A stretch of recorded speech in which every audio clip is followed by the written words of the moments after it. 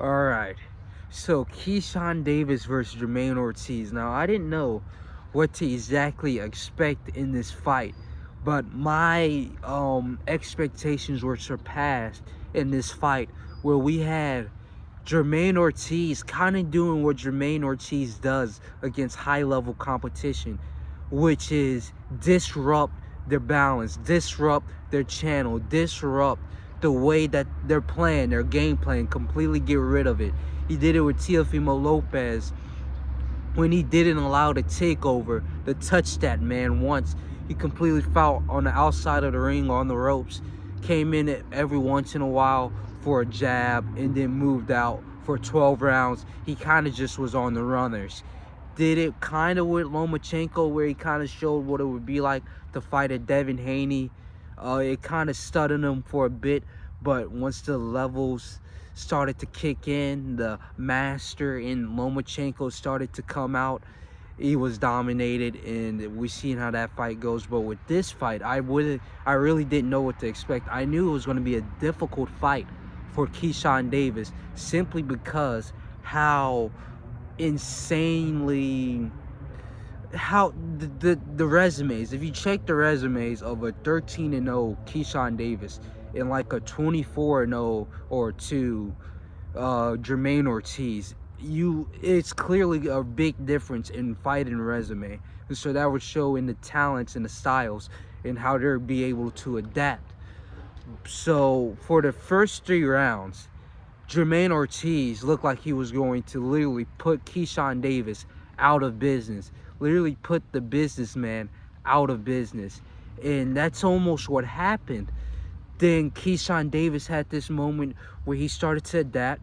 So rounds 4, 5, 6, you had him kind of catching up to Jermaine Ortiz, and then Jermaine Ortiz completely flipped the script on him, where you had this weird unorthodox style.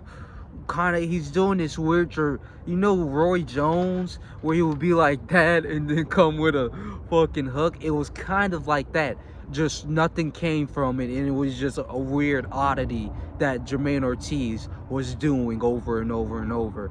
But it tripped up Keyshawn Davis enough to the point where he didn't really know what to do next.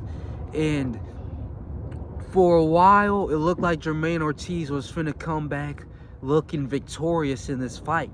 But then the flip switched in Keyshawn Davis.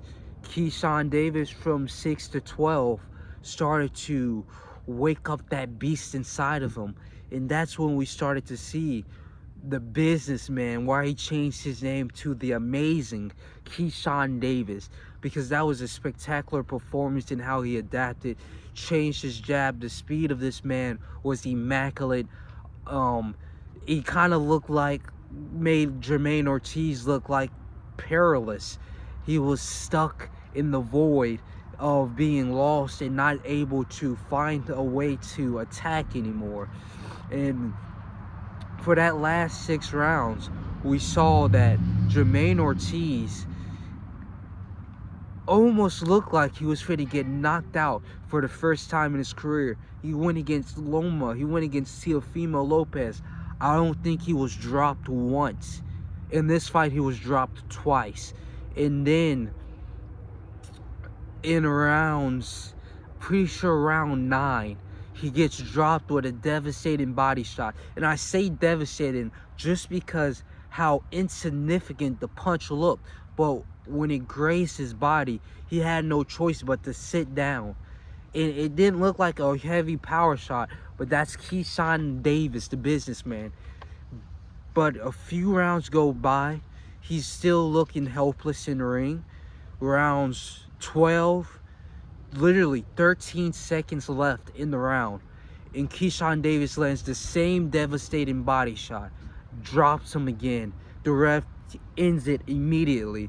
And that's where the controversy kind of seeps in, where there's 13 seconds left. He would have had 10 seconds to kind of build himself back up and regenerate, right? 3 seconds would have been left.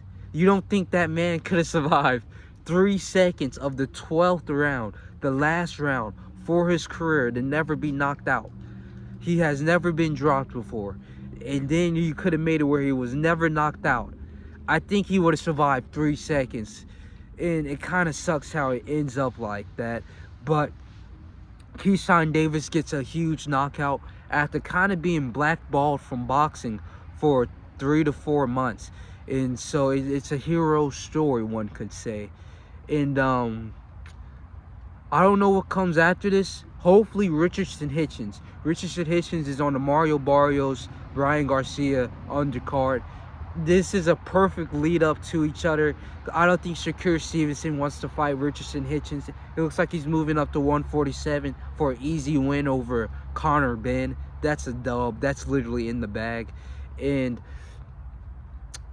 Keyshawn Davis, he can stay at 140. That seems like his main weight class. It looked like Shakur Stevenson was going to return down to 135.